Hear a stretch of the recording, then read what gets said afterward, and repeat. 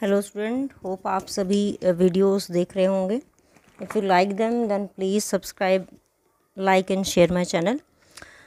Chapter number 16 में हमने last topic जो किया था उसमें हमने किया था कॉजेज़ ऑफ बायोडाइवर्सिटी लॉस। तो बायोडाइवर्सिटी के मेन जो लॉसेस की प्रोसेस हैं उनके 3 मेन रीज़न है। पहला रीज़न है मास एक्सटेंशन।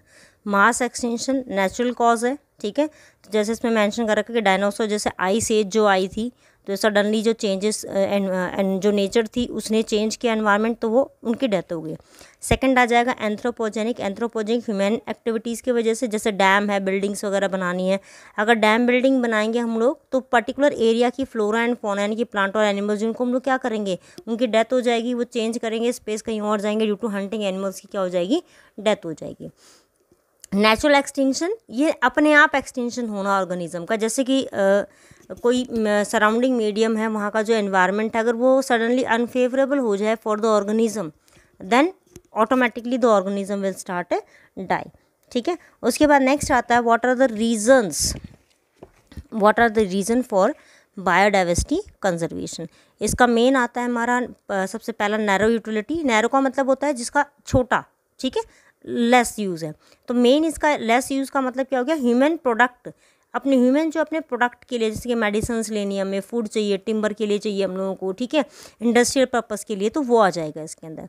नेक्स्ट आ जाएगा ब्रॉड यूटिलाइजेशन। ब्रॉड का मतलब जो इकोसिस्टम की सर्विसेज है। तो इसमें देखिए जैसे कि अमेजॉन फॉरेस्ट का दिखा रखा कि 20% जो टोटल ऑक्सीजन है अर्थ के अंदर वो सिर्फ अमेजॉन रिवर फॉरेस्ट से आ रही है। नेक्स्ट आ जाएगा कि जो इकोसिस्टम के अंदर जो पॉलिनेटर्स हैं, ठीक है, जो बीज हैं, बर्ड्स वगैरह हैं, अगर वो पॉलिनेशन नहीं करेंगे तो it is not possible that कि जो प्लांट्स हैं फ्रूट एंड सीड की फॉर्मेशन कर सकें। इसी तरीके से हमारे जो हम लोग अलग अलग स्प्रिंग सीजन के अंदर, जैसे कि कोयल की और बुलबुल की जो अच्छी मेलोडियस साउंड जो सुनते हैं, दैट इज़ नॉट पॉसिबल कि वी कैन हियर देम। वो सब किसकी, हमारी नेचर की है, जो नेचर हमें दे रही है, ठीक है। उसके बाद एथिकल रीज़न का मतलब है कि every species have right to survive. World के अंदर जितनी भी स्पीशीज़ हैं उनका अपना राइट है, वो सर्वाइव कर सकती हैं। We are no one to force them to not survive, ठीक है, चाहे उसकी इकोनॉमिक वैल्यू है या नहीं है, ठीक है। इसका बेस्ट एग्जाम्पल अभी हम लोग देख रहे हैं, nowadays we are sitting at our home. Virus जो है, उस वायरस की कोई इकोनॉमिक वैल्यू नहीं है। The virus doesn't have any economic value, but still the organism, the virus have the right to survive, ठीक है। उसके बाद नेक्स्ट आता है हमारा conservation of biodiversity. Biodiversity conservation के अंदर हम लोग जब करेंगे तो उसके अंदर 2 एस्पेक्ट आते हैं। एक होता है इन सीटू कंजर्वेशन, दूसरा होता है ex situ conservation. In situ conservation में हम ऑर्गेनिज्म को उसकी ही नेचुरल हैबिटेट के अंदर रख के कंजर्व करते हैं। तो इसमें सबसे फर्स्ट आता है हमारा बायोडाइवर्सिटी हॉटस्पॉट। बायोडाइवर्सिटी हॉटस्पॉट का मतलब those area where the species richness is very high, ठीक है। वर्ल्ड के अंदर 34 बायोडाइवर्सिटी हॉटस्पॉट है, उसमें से 12 हमारे सिर्फ इंडिया के अंदर प्रेजेंट है। Next is protected area. Protected area का मतलब कि वो एरिया जहाँ पे हम लोगों ने एक बाउंड्रीज बना रखी हैं कि ये बाउंड्रीज हैं, इस बाउंड्रीज के अंदर कोई ऑर्गेनिज्म, कोई भी ह्यूमन एक्टिविटीज़ जो है वो अलाउड नहीं होंगी। सबसे पहला आता है नेशनल पार्क्स। नेशनल पार्क्स के अंदर कोई इंटरफेरेंस नहीं होता हम लोगों का। फर्स्ट नेशनल पार्क जो था वो जिम कॉर्बेट नेशनल पार्क है, 1936 में बनाया गया था। At present, approximately 90 national parks were there. Next है wild life sanctuaries. Wild life sanctuaries के अंदर हंटिंग टोटली बैंड होती है, नो हंटिंग इज अलाउ, ठीक है। नेशनल पार्क के अंदर हम लोग plant as well as animal दोनों को प्रोटेक्ट करते हैं। यहाँ पे मेन फोकस किसके ऊपर होता है, हमारा वाइल्ड लाइफ ऑर्गेनिजम्स के ऊपर, विच आर थ्रेटेंड, जो एक्सटिंक्ट होने वाले हैं, एंडेंजर्ड स्पीशीज़ हैं, उनको हम लोग सबसे ज़्यादा देखते हैं। Approximately 448 wild life centuries were in our India. Next आता है बायोस्फीयर रिजर्व। बायोस्फीयर रिजर्व के अंदर 3 रीजन होते हैं। ट्रांजिशनल जोन, ट्रांजिशन जोन सबसे एक्टिव जोन होता है। यहाँ पे जो फॉरेस्ट डिपार्टमेंट है, लोकल पीपल्स हैं, उनकी सारी एक्टिविटी जो है वो अलाउ होती है, but in cooperation with the forest department. वहाँ की जो अथॉरिटीज़ हैं उनके साथ मिलकर लोकल पीपल वर्क कर सकती हैं।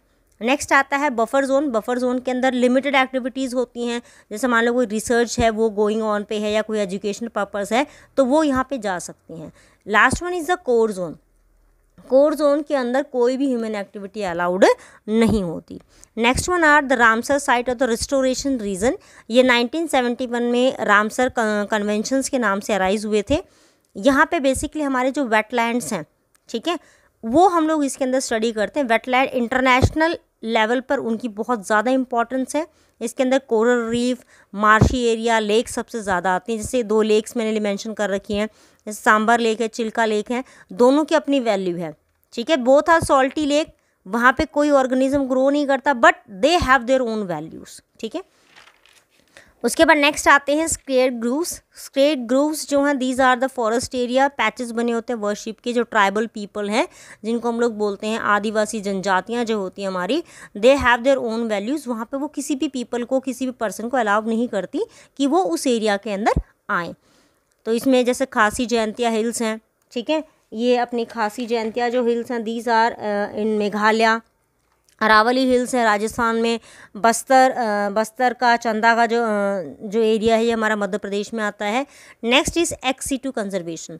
एक्स-सिटू कंजर्वेशन के कुछ पॉइंट आप लोग क्लास 11th के फर्स्ट चैप्टर में कर चुके हैं, जैसे जूलॉजिकल पार्क है, बॉटनिकल गार्डन्स हैं, ठीक है, हर्बेरियम्स हैं। अपनी हर्बेरियम में लोग स्पेसिमेन रखते हैं, but these are the live example, botanical part और जूलॉजिकल पार्क्स। यहाँ पे जो थ्रेटेंड स्पीशीज़ हैं, यानी कि जो एट द एंड पर हैं कि this species can get extinct, कभी भी ख़त्म हो सकती हैं, तो हम उन स्पीशीज़ को स्पेशली यहाँ के इस पर्टिकुलर एरिया के अंदर रखते हैं। यानी कि threatened species are the one which is liable to become extinct if not allowed to protect. अगर उनको प्रोटेक्ट ना किया गया तो वो ख़त्म हो जाएंगी।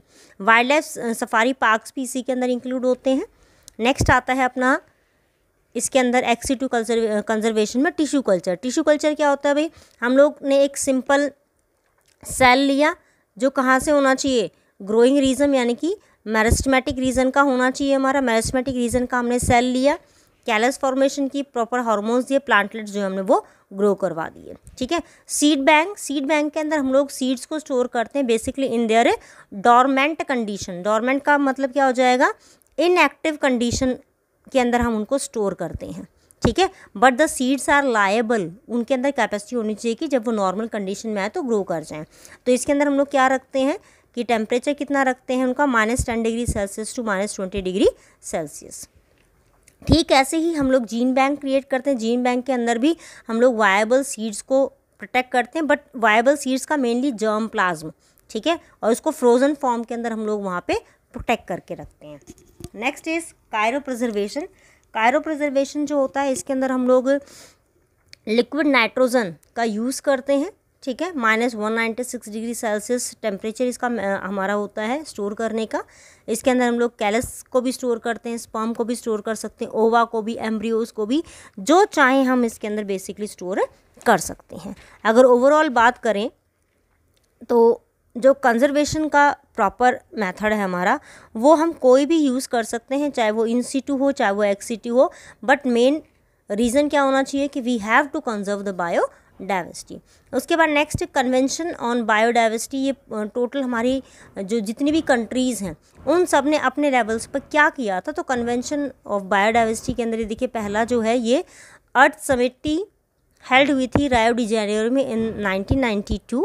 इसके अंदर जितने भी कंट्रीज़ थे सब ने मेजर्स लिए अपने अपने लेवल पे कि how they conserve the biodiversity and what are the sustainable utilization benefit, कि बेनिफिट क्या है अगर हम उसको प्रॉपरली कंजर्व करते हैं बायोडाइवर्सिटी का। ठीक उसी की बेसिस के ऊपर फिर world summit on sustainable development हुआ था, जो कि जोहान्सबर्ग में हुआ था इन साउथ अफ्रीका 2002 में। यहाँ पे अप्रॉक्सीमेटली 190 कंट्रीज़ आई थी। उन्होंने भी यही प्लेज किया था कि how can we conserve the biodiversity.